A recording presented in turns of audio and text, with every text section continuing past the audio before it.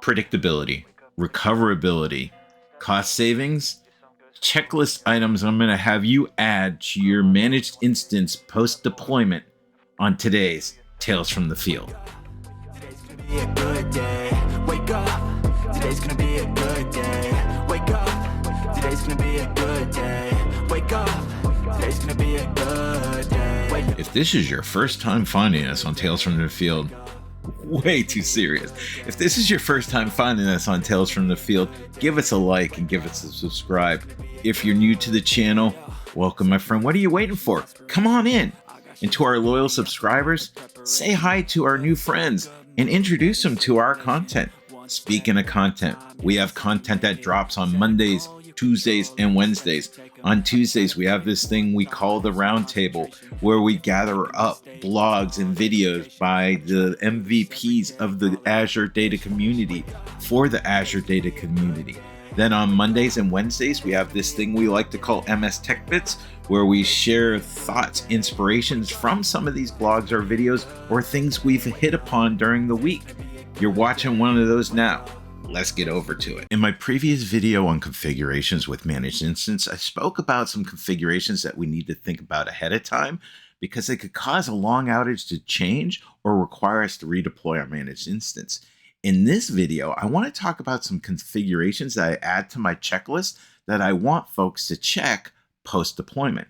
First, here we have compute and storage. Now, you could come in here and we could change our service tier, our compute hardware, but I want to focus here on backup.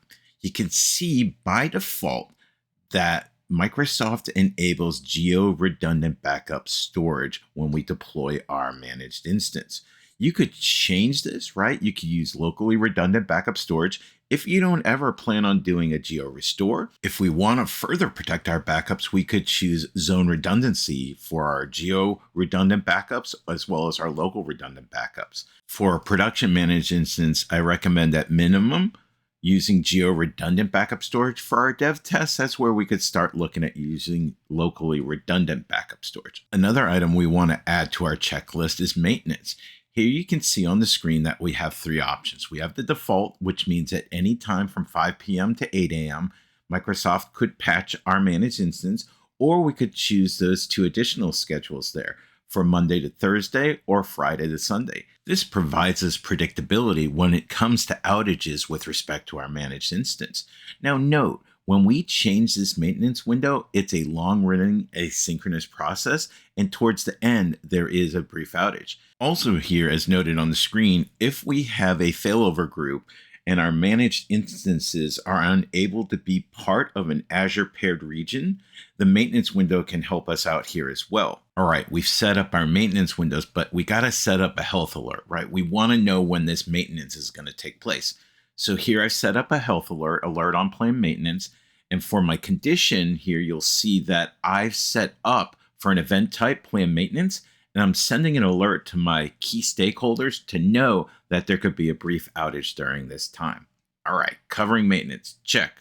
Now we have our stop schedule. This is one of the most overlooked configurations I find when you have a dev test subscription and the managed instance is enrolled in the November 2022 feature wave. I'm going to set my time zone here, Eastern time zone.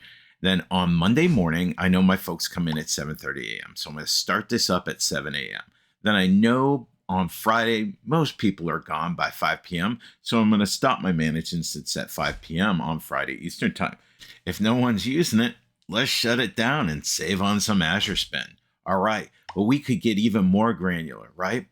Let's say we know we're not around the clock shop, and the folks that need access to the managed instance come in Monday through Friday between the hours of 7:30 a.m. and 5 p.m. We could set up a schedule for each day of the week, saving even more on our dev test Azure managed instance.